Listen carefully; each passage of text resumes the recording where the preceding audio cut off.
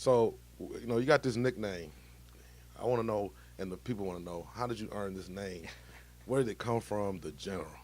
Well, you know what I'm saying? We are soldiers in the army of the Lord, Yes, sir. right? And so if we are soldiers and we are in the army has a hierarchy, right? Yeah. And people talk about the demonic being organized, Mm-hmm. right? Well, I believe that the divine is organized too.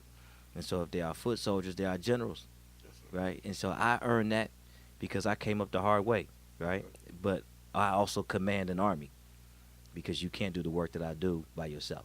Right, so it's like a term of endearment. People say it to me affectionately. Some people get mad, oh, here come the general. It's crazy because like, hey, oh, here come the general. And I'm like, but you still call me the general, like Either way you go, you know. I still get that respect. Right, but definitely got the respect, man. I mean, because I've been doing this work, man. I'm 39 years old. I started preaching when I was 12. I've been pastoring for 12 years. Started pastoring when I was 25. I went to Morehouse when I was 16 and a half. Graduated from high school when I was 16. Wait, stop right there. Yeah.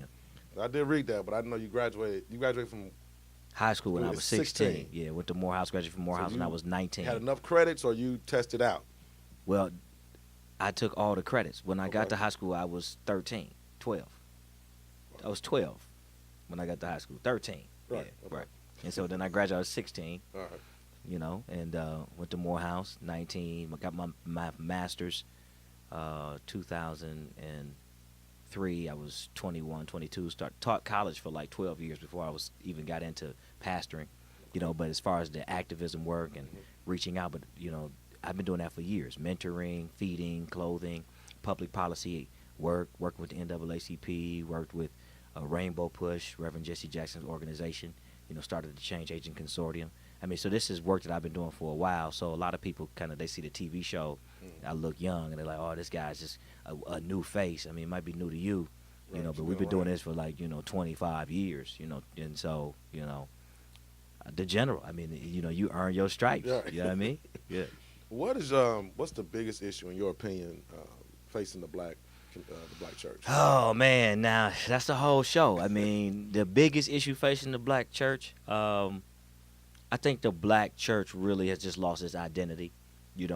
When Dr. King was around, the black church was pulled into the civil rights movement. The black church came kicking and screaming. Dr. King left the National Baptist Convention, started the Progressive National Baptist Convention, started the SELC, but the time was right in the country. And then you saw the black church being pulled into it when those 4 girls got blown up in 16th Street Baptist Church, right? When Rosa Parks went to jail. I mean, these are church folks. So the church got pulled into the movement. But after 68, 69, Dr. King's gone, the black church really doesn't have an identity. And you still have ministers who are activists, but you don't have the church as a whole behind one agenda. And I think that's a big challenge because now everybody's kind of all in their own corner, And then a part of that is a lot of pastors are going now for the money and not the members, right? Going for the prosperity, not the preaching. Yeah. So, I know a lot of people who will not attend a church. Yeah. Have an issue trying to locate the right church, or just won't deal with it at all because of that very fact.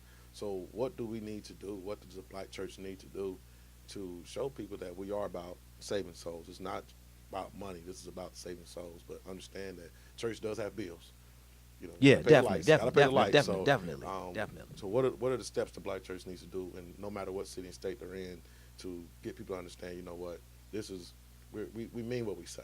Well, I think it's time for a new generation to rise up or stand up. I think you have to, it starts with the ministers. And so we need a new group of ministers that put Christ over currency, right? Christ over collections, you know what I'm saying? Yeah. So that kind of thing. But then you also have to have a new kind of member, right? Because what people don't understand is that pastors will never go much farther than their members will allow them to, right?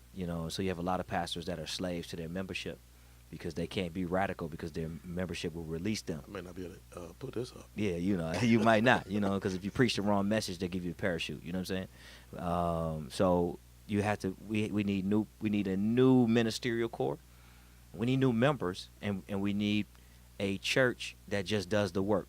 Don't worry about what people are saying. Do the work, and then let the work speak for itself. Let's move. We're gonna go to to election. Yeah, man. Okay. Trump America. Yeah. So we now have a new elect president, Yeah. Donald Trump. What's your thoughts on the election and his presidency, his upcoming presidency?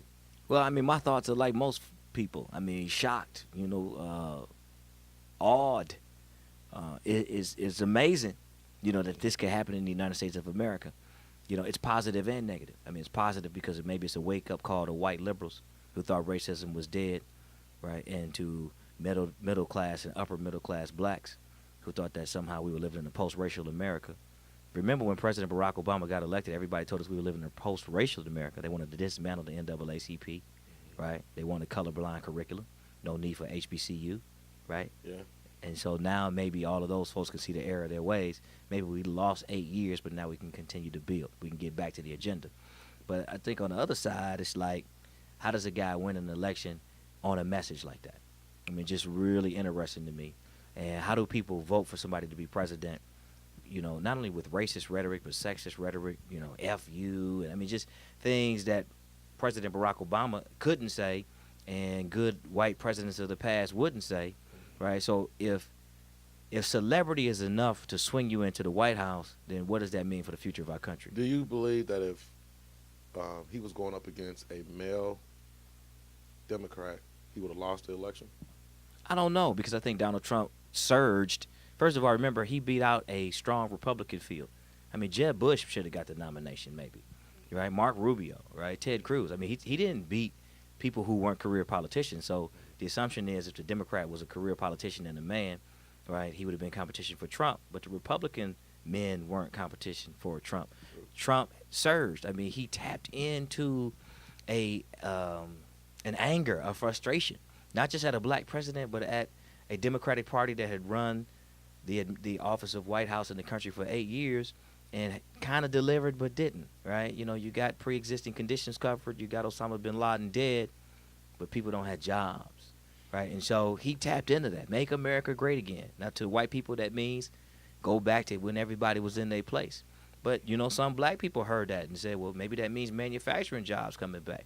I mean, What does it mean for you? Make America great again? Yeah, when he said that, what did it mean? Oh, man, that's a Southern Dixiecrat, racist, conservative, Republican rhetoric for white supremacy. I mean, that's what it is, But the thing about codes and symbols is that they can mean anything to anybody, and he was savvy and sophisticated with that. Remember, Donald Trump is a master communicator. He is not a preacher, though.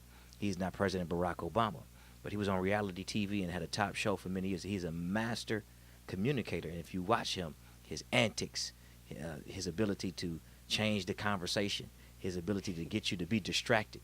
Right, so you say, before, maybe we would have asked critical questions about his candidacy, but he was so good at distracting us, right? Mm-hmm. And then when he spoke, he said very simple things in soundbite form. So Hillary was doing high politics, high intellectualism. My plan for the world is, and he was saying jobs for everybody. I mean, and so, right, I see. Right, and so he tapped into where America is, and he won. And not only did he win, but the Republicans won everything. So this isn't just Trump. This is Congress. This is the Supreme Court. So now, okay, you saying Trump won knowing how to manipulate the mind, right, and manipulate media. Clinton kept it classy, kept her composure, and was boring. So where do you think she went wrong? She was that boring. The same thing that killed her? She was boring. Okay. President Barack Obama's classy and entertaining. Michelle Obama has composure, but you want to see her. Yeah. You want to hear her, right? And when she's talking, she's talking good, right? I mean, Hillary was boring. She didn't have any excitement. She seemed to have low energy. They caught her feigning. I mean, her speeches, her speech patterns, her voice, the tone of her voice.